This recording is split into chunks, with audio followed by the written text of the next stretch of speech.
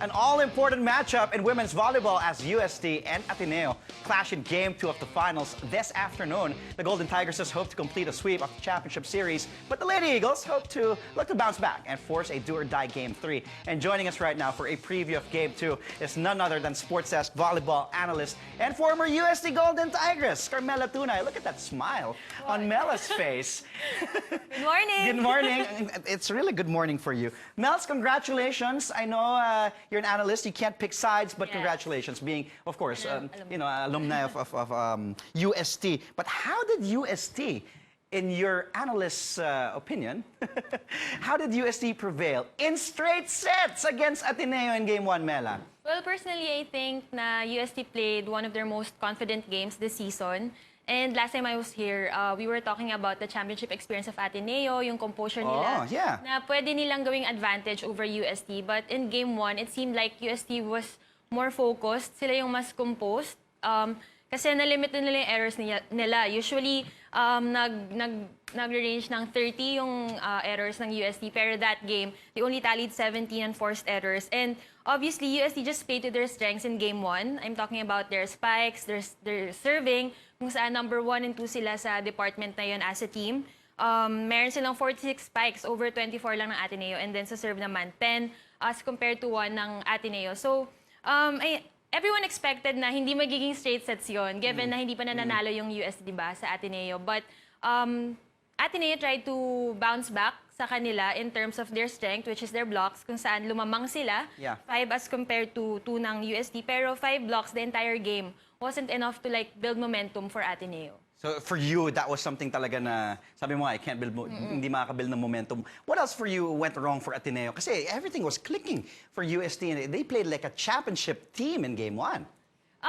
Feel ko yung, in terms of skills, siguro yung hindi nila na-maximize yung weakness ng UST. Kasi like, kunyari sa blocks and digs, number 6 doon yung UST. So, siguro if they like banked on their attacks, nahirapan sana yung UST mag-counter attack. Pero in that game, they were able to execute a lot of plays. Nakita natin all of their spikers, walang bumaba ng 5 points yung output nila. So everyone is just firing from all the cylinders. Alam mo, pag sinabing UST, given na yung performance talaga ni Cici Rondina, alam na natin yan, the MVP. But let's talk about Alina Vicar. How about her performance? She was solid in Game 1. A lot of fans were impressed, including myself. How crucial was she para sa UST nung Game 1? And even more, dito to close out the series in Game 2. How crucial will an Alina Vicar be to UST? Actually, si Alina, parang yung previous games, nagsashine nga siya, even yung playoffs against LaSalle. And then yung Game 1, she's really playing in a different level. And I think the entire match, she kept Ateneo guessing on who she's gonna set to.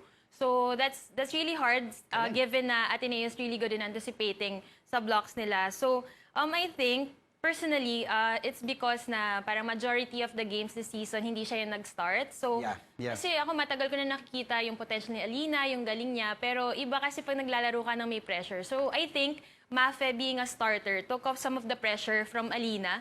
Kaya nung siya na yung sinalang, parang ang gaan-gaan niya nang gumalaw. Parang nabibigay niya na yung best niya. And more than her 19 excellent sets, she was also able to tally 6 big points. Yes, so, for a setter, that's really big. Yeah. And yun nga, yung ball distribution, lahat nga napashine niya during Game 1. Oh, solid performance. And now, since we're in the topic of setters, how about Dina Wong, though? Last year's best setter just had 7 excellent sets. She struggled for Ateneo in Game 1.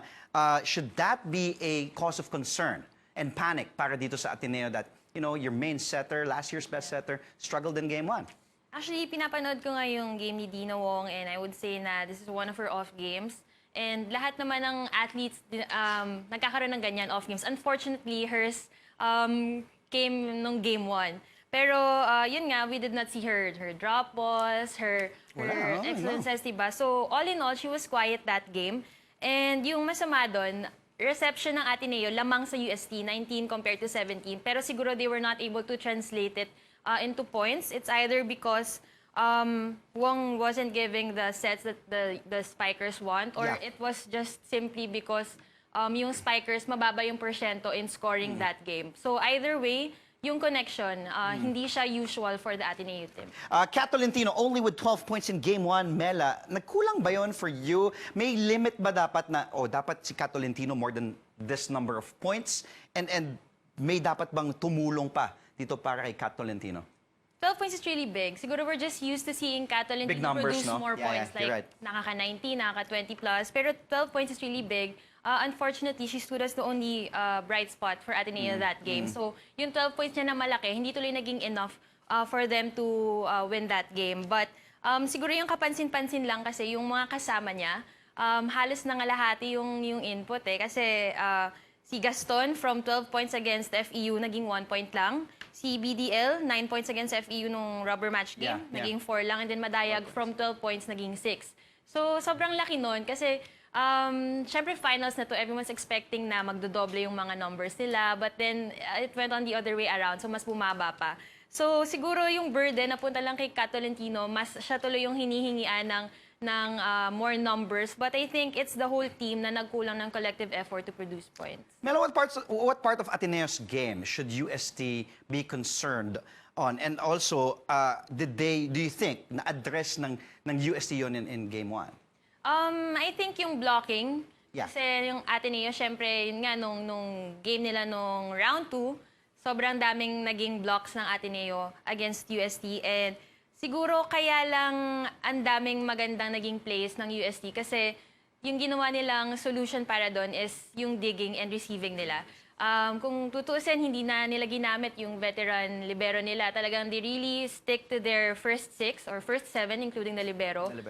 Unlike yung Ateneo, ginamit 11 na tao. So, parang nagkulang talaga yung effort ng Ateneo kahit binuhos na nila lahat. Kasi mas prepared si UST na nagpunta nung Game 1. Kumbaga, stick tayo dito sa mas konti, pero ito na to. This is what we're gonna win or lose with this number of people. Okay, now what should UST, your former school, do to close it out today, Game 2, in the finals of the UAAP? Well, sa skills, siguro wala naman na silang i-adjust. I think nung Game 1, napakita na nila yung kaya nilang i-dalin sa table. But I think magiging kalaban nila is complacency.